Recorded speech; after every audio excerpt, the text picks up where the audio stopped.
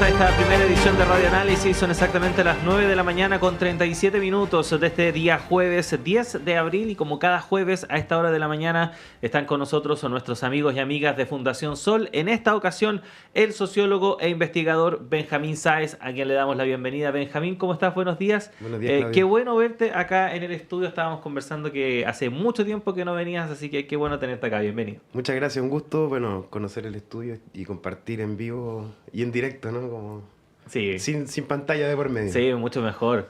Bueno, Benjamín, y vamos a hablar de un tema que ha estado marcando la agenda no solamente de Chile, sino que a nivel global durante los últimos días, que es este anuncio que realizó la semana pasada el presidente de los Estados Unidos, Donald Trump, en este llamado Día de la Liberación Nacional, esta alza en los aranceles de manera universal a prácticamente todos los países del mundo, que entraron en estricto rigor a operar durante la jornada de ayer, pero que tuvieron por así decirlo, suspensión temporal de 90 días a algunos países, a otros no, y con el conflicto directamente con China ahí como lo más patente. En líneas generales, Benjamín, ¿qué podemos decir de todo lo que está pasando? Bueno, quizás lo primero, Claudio, es que esto es, digamos, un acontecimiento que no se explica solo por hechos que han ocurrido en un tiempo reciente, sino que sus causas o su desarrollo, ¿no? Tendremos que rastrearlo mucho más atrás. Y eso es algo que distintas personas que estudian la historia de la economía lo han señalado. Se plantea, es un hecho que cada vez está más aceptado a nivel de, digamos, de quienes estudian la historia de la economía, que Estados Unidos ha experimentado un declive en términos de su rol como principal economía coordinadora y líder, ¿no? De lo que es la economía global. En ese contexto, desde los 70, ¿no? Hemos visto una tendencia de largo plazo que en la economía, ¿no? Existen distintos tipos de fluctuaciones. Generalmente uno ya ha escuchado esto hablar del ciclo económico, que tiene estas subidas y bajadas, ¿no? Pero entre esas subidas y bajadas, si uno observa en el más largo plazo, puede haber algunas tendencias que a veces, por quedarnos en lo más espectacular, que es como del momento, no las podemos ver. Entonces, es importante acá que es un momento de mucha incertidumbre, ¿no? Mucho riesgo también a nivel global. Considerar este aspecto porque a veces podemos observar hoy en día grandes cambios, grandes fluctuaciones de un día para otro, no entender muy bien hacia dónde va esto. Y ahí es muy útil para entender, mirar un poco más largo en el tiempo. Y esto que está sucediendo es algo que ha pasado en otros momentos en la historia, ¿no? El proteccionismo, la guerra arancelaria ha tenido un rol en la economía de los países, y en el caso de Estados Unidos también ha tenido un rol relevante en su historia. Es decir, no es sorprendente que Estados Unidos utilice los aranceles en la arena de la economía internacional para mejorar su posición. Entonces, hay elementos novedosos también, al mismo tiempo, cosas que no habíamos visto nunca antes. Por ejemplo, recientemente China anunció que inició transacciones comerciales internacionales con países de Asia y Oriente Medio a través de su moneda directamente, sin pasar por el dólar. Eso es algo también que es sin precedente en términos del periodo reciente, lo que hemos visto en cómo funciona el comercio internacional. Entonces, algunas cosas las hemos visto antes, la guerra arancelaria, ¿no? Son herramientas que los países han utilizado, pero otras son nuevas de este ciclo, y es interesante en ese contexto, o importante para poder entender un poco lo que pasa, no perderse a veces en lo más inmediato y tener esta perspectiva de más largo plazo. Ahora, en esa línea hay varias paradojas que cruzan toda esta situación, porque por un lado tenemos a Estados Unidos, que en su momento fue el país que más impulsó la liberación de los mercados a nivel global, impulsó la globalización tal cual la conocemos hoy en día, y que hoy a través de Donald Trump recule prácticamente de esa política y se vaya hacia totalmente la otra línea, llama mucho la atención, pero también respecto de eso, de lo último que comentabas, Benjamín, en el sentido de que supuestamente uno entiende que estas medidas, en cierta forma, Donald Trump también las impulsa para retomar el control, ¿no? O la hegemonía dentro del comercio internacional, pero al mismo tiempo da la sensación que lo que está haciendo, más que recuperar esa posición hegemónica, está abriendo a nuevas alternativas, ¿no? Y Claro. potenciando incluso países o relaciones que a lo mejor no existirían si es que Estados Unidos no emprendiera este tipo de acciones. ¿Cómo entender esas paradojas? Claro, bueno, cuando, digamos, en la economía se presenta un escenario de crisis como la que estamos observando, generalmente quienes actúan, ¿no?, en ese escenario tienden a recurrir a los patrones de conducta que manejan, ¿no? Es decir, eh, ciertas formas de funcionamiento habitual del sistema, Ujú. ¿no?, que de una u otra manera se impulsan, pero estos no tienen los resultados esperados, debido a que, como tú señalas, hay cosas que están cambiando a nivel global, estructural, y aparecen nuevos actores, aparecen, también esto es muy importante, nuevas instituciones, dado que la hegemonía norteamericana, ¿no?, se afirma también en un conjunto de instituciones que acompañaron, podemos decir, el ascenso de Estados Unidos luego de la Segunda Guerra Mundial como la gran potencia hegemónica a nivel global y que tiene elementos que son muy importantes en ese rol. Por ejemplo, su presencia militar con bases en muchos lugares del planeta directamente. Por otro lado, su control de la moneda de cambio internacional, el dólar. Ese ha sido otro aspecto importante. Ujú. Pero hemos visto cómo eso se ha ido erosionando desde que se anula esta relación con el patrón oro, ¿no? Esto que se ha conocido como la globalización neoliberal, ¿no?, que tiene hoy en día a Estados Unidos endeudado en un 130% de su PIB, ¿no?, algo que Chile en comparación es cerca del 40%, para que nos hagamos una idea, ¿no?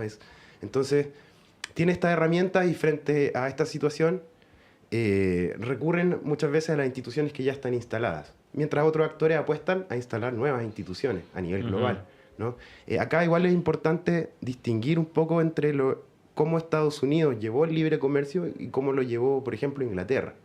En cierta forma, Estados Unidos, eh, lo que más promovió, en cierta forma, fue la libertad de empresa, quizás más que de comercio, en el sentido que las empresas multinacionales estadounidenses jugaron un rol muy importante al extenderse por todo el globo, ¿no?, e instalarse en cada país, teniendo ahí un rol económico muy relevante, ya sea en extracción de recursos mineros, por ejemplo, o producciones de distinto tipo que se han ido relocalizando en distintos lugares del mundo. Ujú. Empresas como Apple, por ejemplo, que está una presencia muy fuerte en China y en otros lugares del sudeste asiático, y que eh, se promueve, ¿no?, esa libertad de empresa para que las empresas puedan instalarse en otros lugares y comerciar, pero ha utilizado siempre también esta negociación con los países de en qué condiciones se va a abrir esa economía, Ujú. ¿no? En cierta forma, hay un economista que habla de esta idea de que los países desarrollados que conocemos han seguido estrategias y luego, para evitar que los otros países lo alcancen, ¿no?, patean la escalera, dice, de las cosas que han hecho los países. Por ejemplo, una política proteccionista hacia la economía interna, la propia industria, el uso de aranceles, por ejemplo. Entonces él, por ejemplo, describe cómo Estados Unidos hizo todo un uso también de aranceles en un momento para fomentar su propia industria, ¿no?, y luego promueve hacia el resto de los países una posición más favorable de Ujú. apertura, ¿no?, a ciertos bienes y ciertos servicios. Entonces, de alguna manera, lo que conocemos, por ejemplo, como tratados de libre comercio, si bien son una forma de apertura, ¿no?, es una apertura con muchas letras chicas, con muchas condiciones y con mucha negociación detrás de eso, de en qué términos se va a dar ese intercambio. De una u otra manera, lo que fue Inglaterra cuando en el siglo XIX, sobre todo, fue la potencia hegemónica mundial, más que tratados, no proponía la libertad de comercio mucho más abierta. Ujú. Y eso, por ejemplo, podemos ver ahí que lo que vemos hoy en día del uso de aranceles por parte de Estados Unidos tiene antecedentes previos en ese sentido y es también, y esto es otro punto relevante, como una apuesta de financiamiento del propio gasto del Estado versus los impuestos. Ujú. Muchos países han utilizado en la historia, ¿no?, los aranceles como una forma de recaudación también. Así como existen los impuestos, la diferencia no es a quién le estás cobrando ese monto, si es interno, ¿no?, o es en el comercio. Ujú. Entonces ahí, bueno, yo sé que son quizás muchos aspectos, ¿no?, a veces sutilezas que hay en estas diferencias, pero es relevante el momento de entender hoy en día, por ejemplo, cómo quienes supuestamente eran los promotores, ¿no?, como tú dices, de la liberación de los mercados hoy en día están en el proteccionismo y quienes de una u otra forma se ven de una perspectiva mucho más cerrada como China, ¿no? Hoy en día son quienes están instando al mundo a la apertura comercial y el intercambio. Ujú. Y claro, eso es difícil de comprender si es que congelamos un poco los parámetros que hemos entendido los últimos 10, 20 años. Pero si vamos un poco más atrás, quizás es mucho más es fácil de comprender en el sentido que ahí uno puede ver cómo van cambiando estas cosas y no son tan sólidas como a veces las piensan, ¿no? La globalización neoliberal habló del fin de la historia. Ujú. O sea, de una u otra manera estamos en una mentalidad en que las cosas no iban a cambiar más, ¿no? Que estábamos en el sistema que llegó a la cúspide y no se va a mover. Sin embargo, hoy en día vemos cómo esto hace agua y no sabemos bien para dónde va esto a nivel Ujú. internacional. Ahora, Benjamín, nos quedan unos minutos, pero ¿cómo afecta esto al mundo del trabajo? Porque efectivamente una de las mensajes, ¿no?, que trata de entregar Donald Trump a su país, a su compatriota, es que todas estas políticas, dentro de muchas cosas, están orientadas precisamente a revitalizar el trabajo en Estados Unidos, reimpulsar la industria, la manufactura, que por la apertura de los mercados se perdió, básicamente. De ciudades que eran industriales, como por ejemplo Detroit, ahora son pueblos fantasmas porque no pueden competir con los productos que vienen desde afuera. Ujú. Y de hecho, ese es uno de los grandes problemas que han sido denunciados por años respecto de esta nueva política de fronteras totalmente abiertas en términos económicos, de que terminó por afectar duramente al trabajo, ¿no?, de las personas. Pero al mismo tiempo, toda la situación que está, todas las consecuencias o lo que hemos visto durante estos días, la caída de los mercados, el riesgo de recesión, la posibilidad de que finalmente nuevamente que suba la inflación y que el costo real de todas estas subidas aranceles la terminen pagando los propios trabajadores, también llaman a pensar, chuta, no se puede volver atrás. En el fondo ya estamos en esta máquina y si Ujú. volvemos atrás colapsamos de todas formas.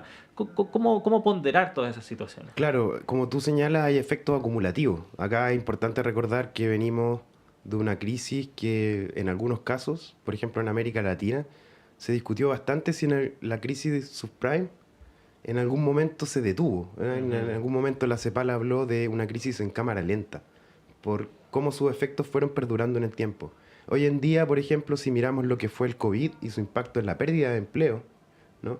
Aún nos faltan más de 180.000 empleos por recuperar para tener el mismo nivel de ocupación en la pandemia. Entonces, Ujú. como tú dices, hay personas que con la pandemia salieron del mundo del trabajo, a la inactividad probablemente, que es otra forma de trabajo en realidad, pero no remunerado, y no volvieron nunca más.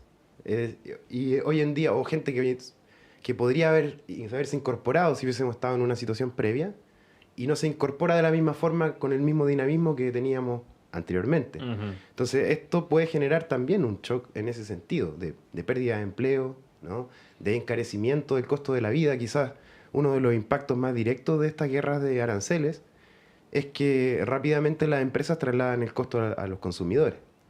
Eh, y bueno, trasladan esos costos en un contexto en que venimos de también ciclos de inflación acumulados. Es decir, si bien ha bajado el porcentaje de inflación, digamos, al comparar con los meses anteriores, eso no revierte que cada mes que pasaste con una inflación alta, los precios fueron subiendo. O Ujú. sea, ahora sube menos, pero sigue subiendo y desde una altura que digamos, genera una brecha.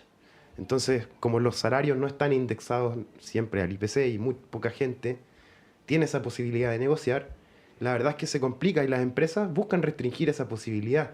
Nosotros muchas veces asesoramos sindicatos que negocian con las empresas y desde hace unos años hemos visto cómo las empresas ni siquiera quieren ratificar que digamos, no es un piso de la negociación el reajuste por IPC Ujú. en la actual legislación laboral. Es decir, que un sindicato que tiene esa protección, por ley no la tiene asegurada, la puede perder de una negociación a otra. Y hemos visto cómo las empresas, antes incluso de este escenario, ya estaban apostando por quitar esa reajustabilidad a partir de lo que hemos observado cómo se comportó el IPC en la pandemia y todo este tiempo, porque para los trabajadores que tenían esa protección, eso significó alza de salario también, junto con el IPC, para no perder capacidad de compra. pero como la mayoría de los trabajadores no tienen esa cobertura, esa alza en los alimentos no se traslada a su remuneración. Ujú. Y eso probablemente lo vamos a ver en muchos casos con esto. Y bueno, otro punto son los fondos de pensiones, que hemos visto, por ejemplo, con la pandemia, vimos solo en el primer trimestre el fondo A cayó un 17%. Ujú. Acá, digamos, aún es pronto para ver los efectos, pero probablemente cuando salgan las cifras de lo que son estos meses en términos de los fondos de pensiones, también vamos a ver una afectación, sobre todo en los fondos más riesgosos A, B, y esos son todos efectos que dañan o perjudican de alguna manera a la clase trabajadora. Entonces ahí es importante lo que tú dices, es muy difícil ir hacia atrás con todo esto en el momento en que estamos, y en cierta forma es relevante ver cómo poder apoyar a los hogares para enfrentar esta crisis que viene, ¿no? Ujú. Porque si sucede lo mismo que pasó en la pandemia, ¿no? Que vimos que se demoró de alguna manera la clase política, ¿no? La institucionalidad en reaccionar, vimos cómo se produjo algo que, si lo mirábamos 10 o 20 años atrás, era algo visto como algo casi imposible, que era que los trabajadores sacaran de sus propios fondos de pensión, ¿no? De cuentas individuales, para financiar el gasto necesario del día a día, Ujú. ¿no? Es decir, el dinero de tu jubilación, gastarlo para enfrentar el momento duro de hoy y con un daño, ¿no? Hacia el futuro. Entonces, preocuparnos por la economía de los hogares en este contexto es muy relevante, y no solo mirar lo que pasa a nivel de las empresas, Ujú. que muchas veces es como algo que obviamente que es relevante, ¿no? Porque sabemos las personas trabajan en las empresas, ¿no? De distinto tamaño, hay muchas microempresas también que tienen menos capacidad de competir en esta situación, que se ven afectadas muy rápidamente por problemas de liquidez, ¿no? Entonces, sobre todo para pequeñas microempresas y para los hogares es relevante eso, de estar mirando su situación, cómo pueden enfrentar este escenario, porque venimos de un arrastre de inflación, ¿no? Pérdida de poder adquisitivo, y todo lo que hemos observado en este periodo. Ujú. Bueno, sin duda alguna, un tema que da para mucho, son varias las aristas, además por la incertidumbre de todavía no entendemos muy bien por qué comenzó esto. Entonces, básicamente, hay mucha lucubración y bueno, vamos a ir viendo cómo se va desarrollando hacia adelante. Benjamín, muchas gracias por haber estado acá con nosotros esta mañana y te esperamos pronto, que estés bien. Muchas gracias, Claudio. Un gusto haber venido a la radio. Ahí estaba entonces conversando con nosotros el sociólogo, investigador de Fundación Sol, Benjamín Sáez. Son las 9 de la mañana con 55 minutos. Tenemos que despedir esta primera edición de Radio Análisis. Gracias por habernos acompañado. Siga nuestra sintonía en todas las plataformas de Radio Universidad de Chile. Ya llega Nicolás Rojas y Semáforo. Y si nos sintoniza a través de la red de radios que piensan o también el canal de televisión Uchile TV, continúe en la programación que tienen preparada para hoy. Yo me reencuentro con ustedes a las 13 horas en la segunda edición de Radio Análisis. Hasta entonces, que tengan una buena jornada. El Departamento de Prensa de Radio Universidad